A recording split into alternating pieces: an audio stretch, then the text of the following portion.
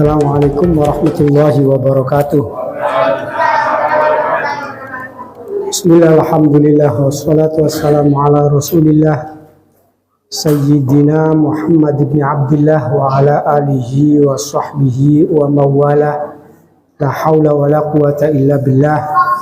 Rabbi sahli sadri wa yasirli amri wa hlul uqtatam min lisani yafqahu qawli ya fatahu ya alim. Allahumma salli ala Sayyidina Muhammad wa ala ali Sayyidina Muhammad. Amma ba'd. Alhamdulillah, malam hari ini kita bersama-sama diberikan kesempatan oleh Allah Subhanahu wa Ta'ala untuk melaksanakan aktivitas rutin kita setiap setiap Selasa malam Rabu. Semoga pada kegiatan ini kita mendapatkan keberkahan dan sekaligus mendapatkan ridho dari Allah Subhanahu wa Ta'ala. Dan tentunya semoga kita juga diberikan ilmu yang bermanfaat. Amin ya rabbal alamin.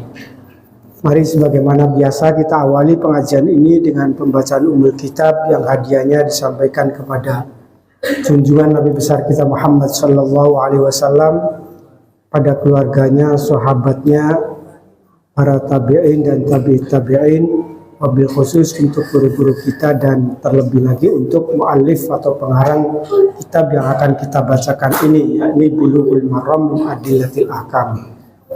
Ila hadratin Nabi Mustafa Rasulullah sallallahu alaihi wasallam, hadrati abaihi wa ummahatihi wa dzurriyyatihi wa ikhwanihi minan nabiyyin wal mursalin wa ali kulli ashabi kulli al qarabati wat tabi'ina wa tabi'ina lahum ihsanin ila yaumiddin. Wa ila hadrati jami'i masyayikhina wa ala khususan hadri Syekh Abdul Karim wa Syekh Marzuki wa Syekh Khusali wa Syekh Abdul wa Syekh Fatihari wa Syekh Muhammad hadrati walidika wa muallif hadzal kitab al-Imam al-Hafidz Ahmad bin Ali bin Hajar al-Asqalani. Syalillahi lahumul Fatihah. A'udzu billahi minasyaitonir rajim. Bismillahirrahmanirrahim. Alhamdulillahi rabbil alamin arrahmanir rahim maliki yaumiddin. Iyyaka na'budu wa iyyaka nasta'in ihdinas siratal mustaqim. Siratal ladzina an'amta 'alaihim ghairil maghdubi 'alaihim waladdallin. Bismillahirrahmanirrahim. Qala al-musannif rahimallahu wa nafa'na bi'ulumihi fid dharain amin ya rabbal alamin. Wa an Ibnu Ka'b bin Malik an abihi radhiyallahu anhu anna Rasulullah sallallahu alaihi wasallam hajara ala Mu'adzin malahu wa ba'uhu fi dainin kana alaihi. Rawahu ad-Daruqutni wa sahhahahu al-Hakimu wa akhrajahu Abu Dawud mursalan wa rajjaha irsaluh. Ini masih terkait dengan hadis pembahasan tentang taflis dan hijr. Taflis sebagaimana yang kita ketahui pada pertemuan kemarin, itu adalah keadaan seseorang yang tidak mampu melunasi hutangnya karena hartanya tidak mencukupi.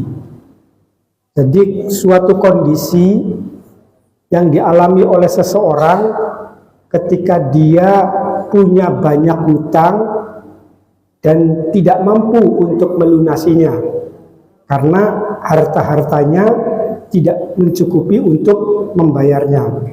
Kondisi seperti itu yang menimpa kepada seseorang maka dikatakan sebagai taflis.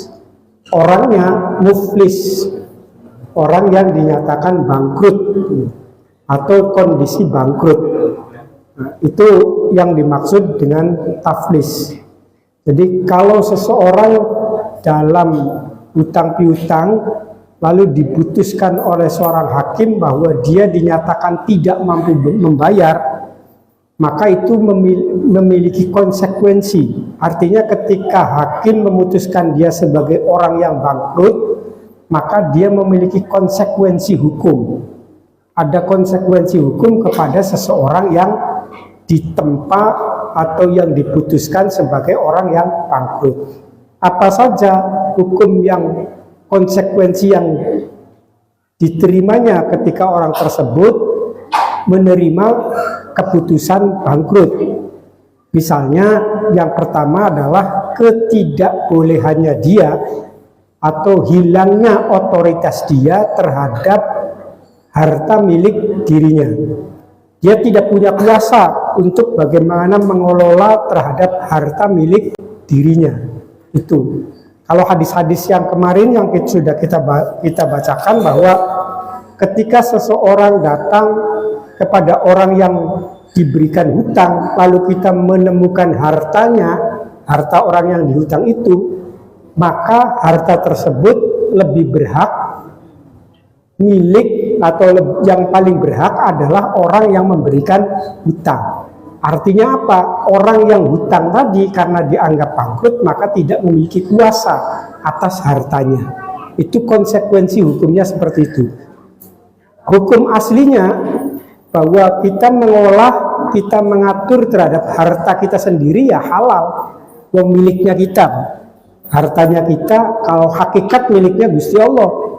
Hakikat semuanya milik Gusti Allah. Tapi harta yang dititipkan oleh kita itu kita punya hak, mau diapakan saja oleh kita ya kita punya hak. Saya punya uang 100.000, mau saya beli rokok, mau saya beli pulsa, mau saya beli sayuran, itu ya terserah saya, karena saya punya otoritas, punya hak untuk mengelola uang tersebut.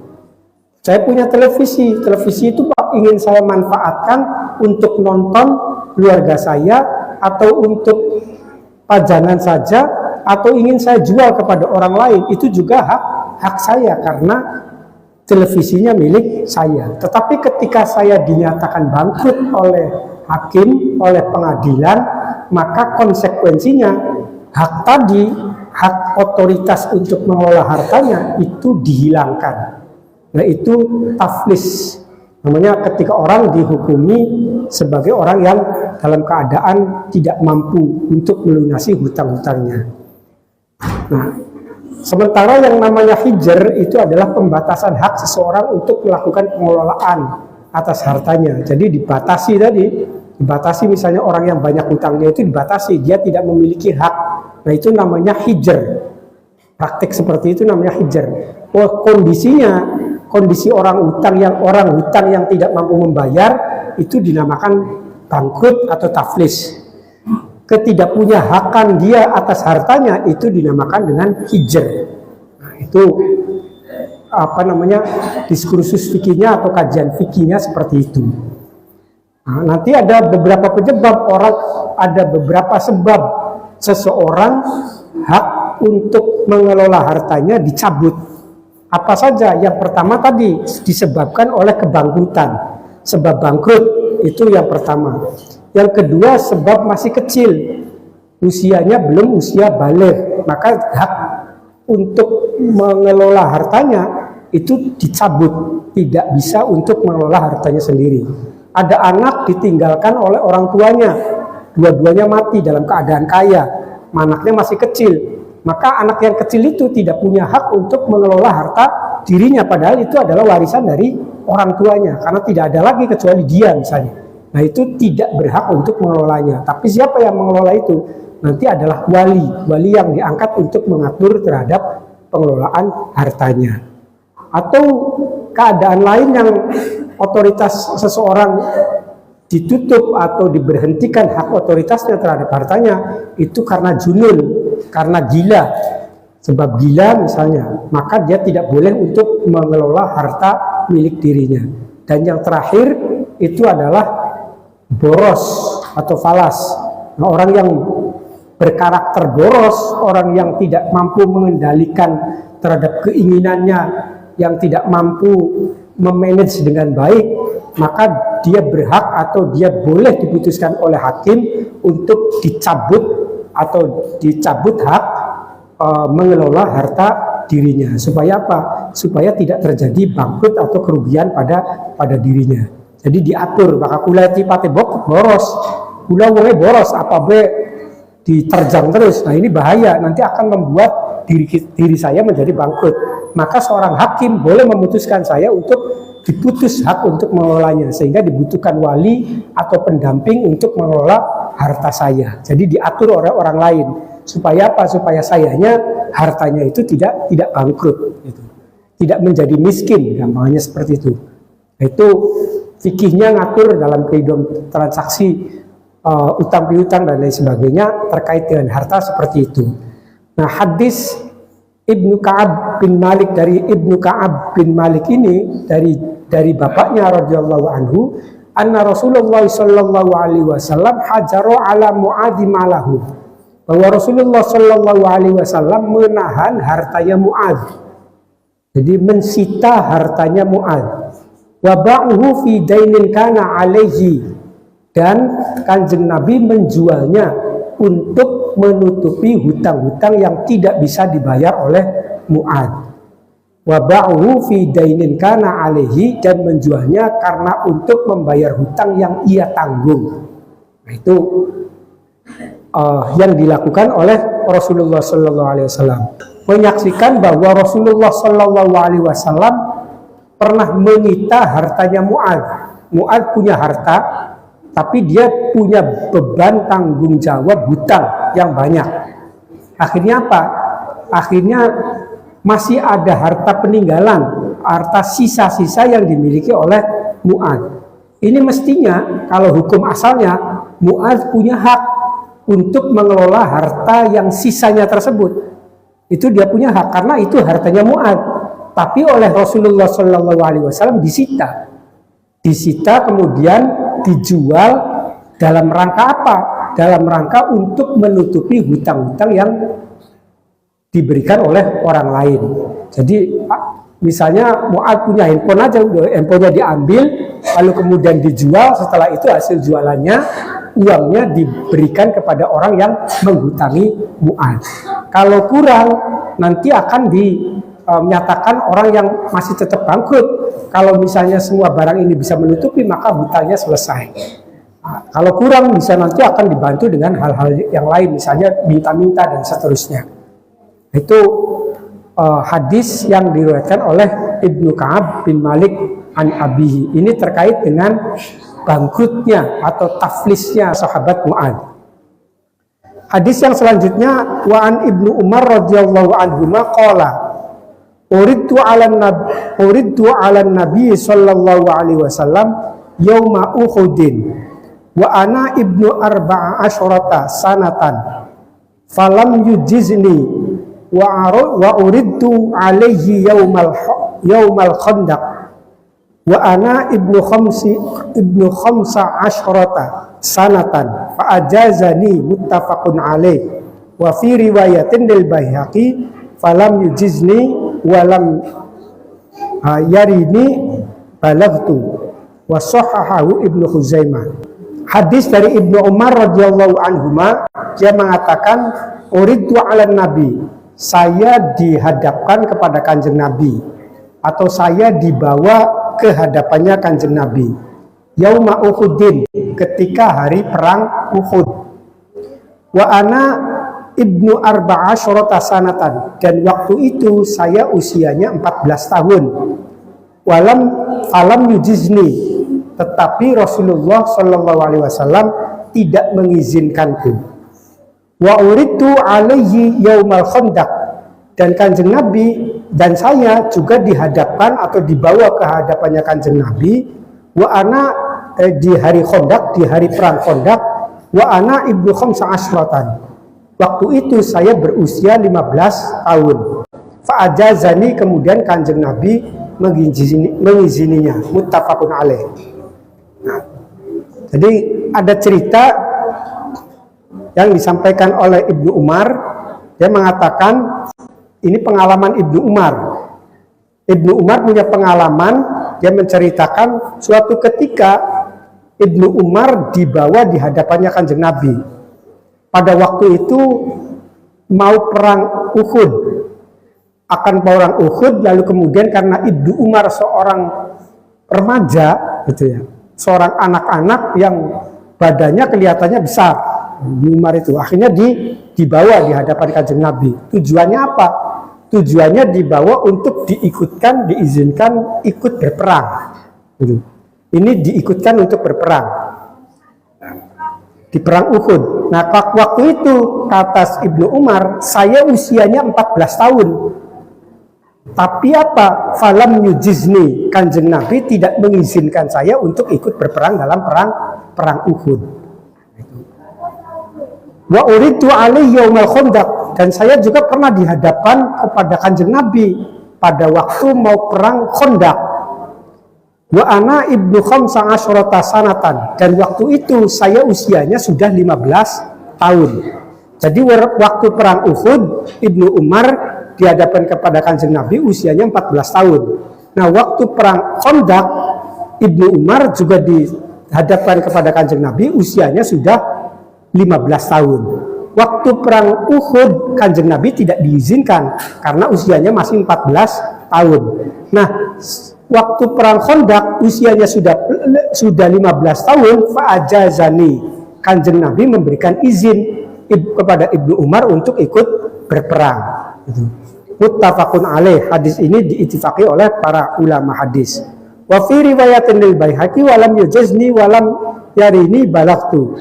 Nah, ada kalau dalam riwayat yang lain menurut miliknya Imam Baihaqi dikatakan falam yujizni, Kanjeng Nabi tidak mengizinkan.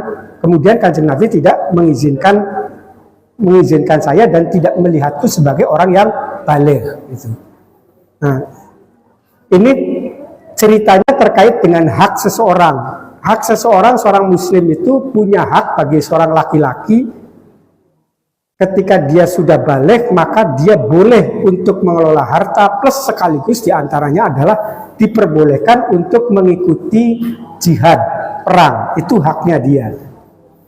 Nah, termasuk diantaranya Ibnu Umar ini. Ibnu Umar waktu itu menjadi orang yang dewasa, tapi dia berkeinginan atau diajak oleh orang tuanya, diajak oleh masyarakat sekitarnya untuk diikutkan ke dalam barisan perang. Tapi karena usianya masih 14 tahun waktu perang Uhud, berarti dia tidak dalam keadaan belum baligh. Untuk 14 tahun, maka Kanjeng Nabi tidak mengizininya. Berbeda ketika dalam perang Khandaq, Ibnu Umar sudah berusia 15 tahun, itu dinyatakan sebagai orang yang sudah baligh, akhirnya diizinkan oleh Kanjeng Nabi. Nah, hadis ini kalau dalam fikihnya nanti para ulama akan memberikan kesimpulan bahwa alamatul buluh, alamatnya baligh itu selain keluarnya mani misalnya, itu bagi seorang laki-laki adalah berusia 15 tahun. Jadi ana wong lanang bocah cilik lamun usianya sudah mencapai 15 tahun, dia telah keluar mani atau tidak, bermimpi lalu keluar mani atau tidak, maka dia dinyatakan sebagai orang yang baligh. Itu alamatul buluh. Kalau sudah baligh, konsekuensi hukumnya apa? Ya wajib untuk melaksanakan sholat, wajib untuk melaksanakan sesuatu yang diperintahkan oleh Allah Subhanahu wa Ta'ala, sebab menanggung terhadap hukum-hukum yang dikeluarkan oleh Allah, ditetapkan oleh Allah sebagai mukallaf. Posisinya sebagai mukallaf, sebagai orang yang menanggung hukum. Nah, ketika sudah baligh.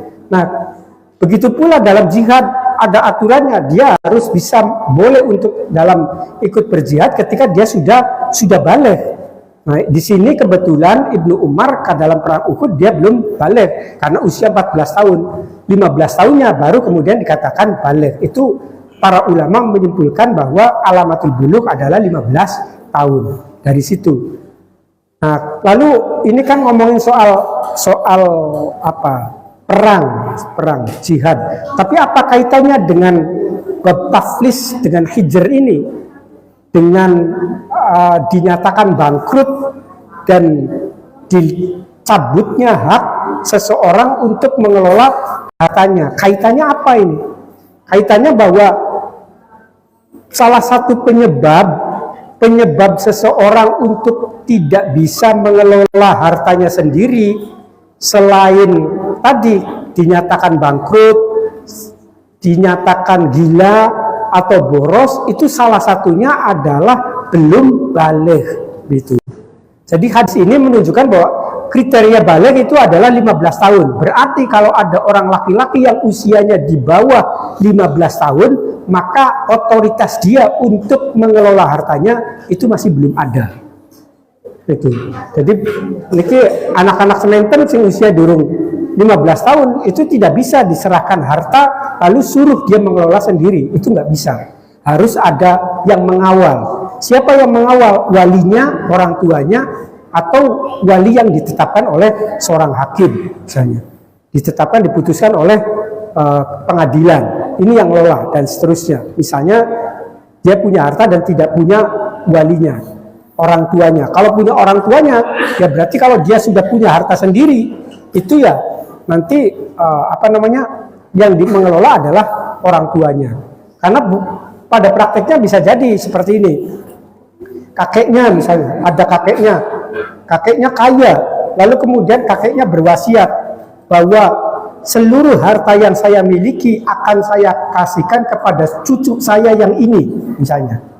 Wasiatnya begitu, saya akan kasihkan kepada cucu saya setelah dibagi warisannya.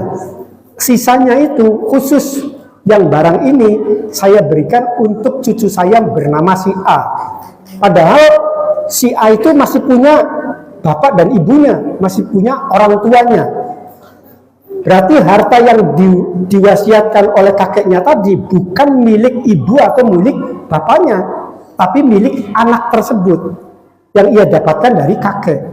Jadi bapaknya nggak punya hak untuk untuk mengklaim bahwa itu punya dirinya, atau ibunya juga tidak boleh mengklaim bahwa itu adalah harta dirinya, tapi harta anaknya yang didapatkan wasiat dari kakeknya. Nah, sementara anaknya masih kecil dan itu tidak bisa diserahkan kepada anaknya langsung untuk mengelola, tapi harus didampingi oleh kedua orang tuanya, oleh bapaknya tadi sama ibunya. Diatur uangnya itu, hartanya diatur oleh orang tuanya. Nah, kalau ngambil misalnya diambil oleh dia untuk kebutuhannya, artinya apa? Artinya kalau misalnya orang tuanya punya hak, berarti untuk kebutuhan dia bisa ngader-gader ke anaknya pula misalnya. Duitnya tak cukup 1.000 bae nganggo tuku klambi pula. Berarti itu untuk kebutuhan dirinya, bukan untuk kebutuhan orang yang punya anak, orang yang punya harta si anak tersebut. Nah, itu tidak boleh. Tapi kalau saya mengambil uang ini untuk kebutuhan anaknya, misalnya untuk biaya pendidikan anak, untuk beli bajunya anak misalnya, karena uangnya dia sendiri, nah itu diperbolehkan bagi saya sebagai orang tua. Nah itu akibat dari usianya yang masih kecil, maka dia tidak punya otoritas untuk mengelola harta tersebut. Itu hadis yang dari Ibnu Umar. Wa an Atiyah al-Quradi radhiyallahu taala anhu qala uridna ala nabi sallallahu alaihi wasallam yauma Quraidah wa kana man anbata qutila wa man lam yunbit kulliya sabilu fa kuntu mimman lam yunbit lam yunbitu fa kulliya sabili rawahu al-arba'atu wa sahahahu Ibnu Hibban wal Hakim wa qala ala syurutis shaykhaini. Dari Atiyah al-Quradi radhiyallahu taala, dia mengatakan bahwa dia pernah dihadapkan atau dibawa ke hadapannya Rasulullah waktu perang Quraidah, perang Bani Quraidah. Fakana man andata kutila. Orang yang rambut kemaluannya sudah tumbuh itu dibunuh. Wa man lam yunbit khulliya sabilu, dan orang yang belum tumbuh rambut kemaluannya maka dia dibebaskan. Wa kuntu mimman lam yunbit fa khulliya sabili, dan waktu itu saya termasuk orang yang belum tumbuh rambut kemaluannya, maka saya dibebaskan. Jadi Atiyah bin Quraib itu sebagai tawanan perang yang kemudian diperlihatkan oleh Kanjeng Nabi. Ini tawanan di hadapan Kanjeng Nabi. Coba diperiksa, kata Kanjeng Nabi, dia sudah balik atau belum. Setelah diperiksa, cara meriksanya bagaimana? Dilihat rambut kemaluannya udah bersyukur belum? Kalau sudah keluar rambutnya, rambut kemaluannya, itu langsung dieksekusi. Nah, tapi kalau orang tersebut belum keluar atau belum tumbuh rambut kemaluannya, ia dibebaskan. Ini artinya apa? Tawanan yang dalam usia belum balik itu dibebaskan, tidak bisa dijadikan sebagai seorang tawanan. Nah, kalau dalam kajian fikihnya dari hadis ini memunculkan bahwa alamatul buluh, alamatnya balik tadi selain usia 15 tahun itu bisa dijadikan sebagai alamat adalah tentang tumbuhnya rambut kemaluan. Jadi wong ini balik durung ke, lamun ternyata sudah keluar rambutnya berarti dia sudah balik. Itu ciri-ciri orang yang balik kalau berdasarkan hadis ini dalam diskursus fikihnya nanti seperti itu. Kalau sudah balik ya tadi konsekuensi hukumnya kan macam-macam, termasuk diantaranya adalah soal perang sebagai tawanan atau sebagai orang yang diikutkan dalam sebuah perang. Begitu pula terkait dengan hartanya. Berarti orang yang wa kuntum mimman lam yanbut wa khulliya sabili, saya termasuk orang yang belum tumbuh rambut kemaluannya sehingga dibebaskan oleh Kanjeng Nabi, itu Atiyah bin Qurazi itu termasuk orang yang belum balik. Dengan posisi dia sebagai orang yang belum balik, berarti dia belum punya hak untuk mengatur harta bendanya. Itu terkait dengan bab ini, bab hijr atau bab penangguhan, penahanan atau hilangnya otoritas mengelola harta milik dirinya. Itu sama seperti halnya hadis yang tadi. Bedanya kalau tadi itu ngomongin alamatil bulughnya adalah dari sisi usia, kalau ini dari alamat apa? Alamnya, dari pertumbuhan apa? Fisik itu, dari pertumbuhan fisik, yakni tumbuhnya rambut kemaluan. Wa an Umar bin Syu'aib an abihi an jaddihi radhiyallahu anhuma anna Rasulullah sallallahu alaihi wasallam qala la yajuzu limra'atin atiyatan illa bi idzni zawjiha fi lafdin la yajuzu lil mar'ati amira fi maliha idza malaka zawjuha ismataha. Rawu Ahmadu wa ashabus sunani illa Tirmidzi wa sahahu al-Hakim. Dari Umar bin Sa'ad an abihi, dari kakeknya radhiyallahu anhuma, bahwa Rasulullah sallallahu alaihi wasallam bersabda, la yajuzu li imra'atin atiyatan illa bi idzni zawjiha. Seorang istri itu tidak diperbolehkan mengelola harta kecuali dengan seizin suaminya. Jadi aja enak-enak nguasai hartanya suami baik, karena biasanya perempuan itu merasa lebih kuat gitu ya. Banyak orang laki-laki yang paling takutnya itu bukan kepada macan atau kepada singa, tapi lebih takut kepada istrinya. Karena apa? Karena merasa takut misalnya. Karena saking takutnya, karena merasa saking berkuasanya, sehingga seenaknya untuk mengatur harta milik suaminya. Hal itu dalam pandangan fikih tidak diperbolehkan. Tidak boleh seorang istri mengelola atau mentasarrufkan harta kecuali dengan seizin suaminya. Hartanya siapa? Ya hartanya suami dan hartanya keluarga. Jadi harta yang milik bersama, harta yang dihasilkan oleh suaminya dengan istrinya yang kemudian ditetapkan sebagai harta milik bersama, itu seorang istri tidak bisa mentasarrufkan kecuali dengan seizin suami. Apalagi kalau harta itu milik suaminya, kecuali kalau harta itu milik istrinya. Kalau milik istrinya kan berarti miliknya dia sendiri, dia bebas untuk mentasarrufkan kemanapun. Tapi kalau harta itu milik suami dan istri secara bersama-sama, maka harus ada izin dari suaminya. Kalau miliknya suami saja, bukan milik bersama, itu ya apalagi yang milik bersama saja harus izin, apalagi milik suaminya. Nah itu manajemen pengelolaannya seperti itu, harta keluarga. Nah itu yang dikatakan oleh Rasulullah SAW. Nah, bagaimana ada orang yang dalam kebiasaan dalam sebuah adat misalnya, itu kan adat yang profesional sekali itu. Tapi bagi adat satu daerah misalnya, siapapun yang dihasilkan, termasuk misalnya di Cirebon barangkali, yang menghasilkan suaminya kerja dan lain sebagainya, begitu ditaruh ya sudah, ini nganggapnya bukan hak harta milik sendiri, tapi sudah diniati sebagai harta milik bersama, atau bahkan diberikan untuk istrinya misalnya. Dan begitu semula sebaliknya, ketika hasil istri, maka dia lebih mengarah tanpa harus ada perjanjian terlebih dahulu, tapi dengan sendirinya menjadi milik bersama. Nah, kalau sudah adat seperti itu bagaimana? Ya, kalau sudah adat seperti itu dan kemudian mengelolanya juga tidak perlu izin, maka seorang perempuan, seorang istri mengelola harta tersebut ya tidak perlu mendapatkan sebuah izin.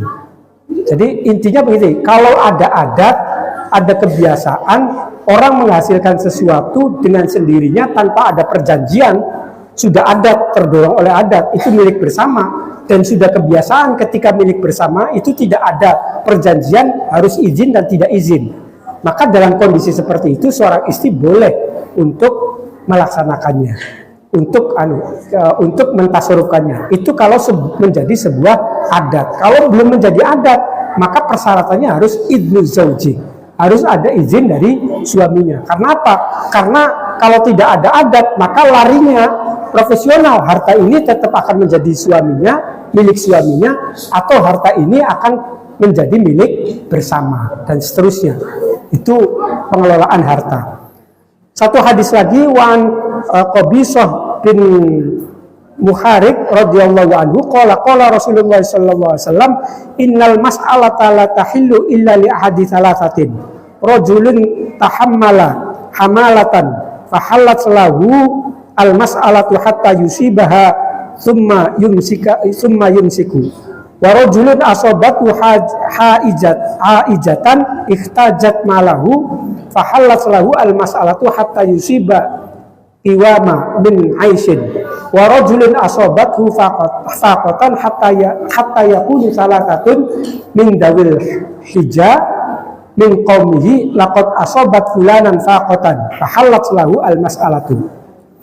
Dari Qabisah bin Mukharik radhiyallahu anhu, dia mengatakan bahwa Rasulullah sallallahu alaihi wasallam bersabda, meminta-minta, ngemis itu hukumnya tidak halal, tidak diperbolehkan. Orang ngemis itu, orang meminta-minta itu tidak diperbolehkan, kecuali salah satu di antara 3 orang. Siapa saja?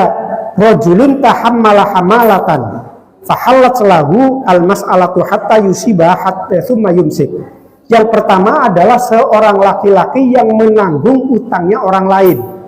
Ada orang utang, bangkrut, kemudian ditanggung utangnya oleh saya, maka saya diperbolehkan untuk menjadi pengemis, minta-minta, itu diperbolehkan. Nah, kenapa? Karena saya menanggung orang tersebut. Hatta yusibuha, sampai diperbolehkannya itu sampai mendapatkan harta dan kemampuan untuk membayar hutang orang yang ditanggung oleh saya.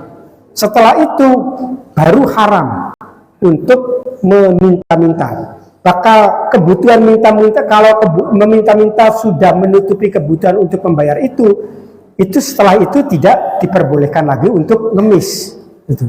Nah sekarang kan mengemis itu menjadi profesi ya, itu sebenarnya nggak halal, haram. Jadi kita yang memberi itu sebenarnya nggak boleh kalau berdasarkan hadis ini, karena haram dia melakukan pengemisan kecuali 3 orang tadi. Dia nanggung nggak? Nanggung bebannya orang lain nggak? Kalau tidak menanggung bebannya orang lain, haram. Yang kedua, warajulun asobat hajatun ihtajat malahu fahalat lahu al-mas'alatu halat yusibah qawaman min aishin. Yang kedua, orang yang dinyatakan bangkrut, orang yang tidak mampu untuk menghidupi dirinya. Orang yang dikenakan, orang yang terkenai kebutuhan, tuntutan kebutuhan, orang bisa mangan. Nah, itu diperbolehkan untuk meminta-minta, untuk mengemis. Hatta fahallat lahu al-masalatu hatta yusibu qawaman min aishin, sampai dia punya sandaran hidup. sampai dia punya pekerjaan. Only ngemis kalau untuk kebutuhan makan sehari-hari, tapi kalau sudah mendapatkan kerjaan maka dia haram. Nah, itu yang kedua. Yang ketiga, warajulun asobatu faqatan hatta yaqulu salasatun min dawil hijab min qaumi laqad asobat fulanan wa faqatan fahallat al mas'alatu. Yang ketiga adalah orang yang tertimpa kefakiran. Tadinya kaya, akhirnya menjadi tiba-tiba miskin, gitu. Tiba-tiba miskin, maka orang tersebut boleh ngemis.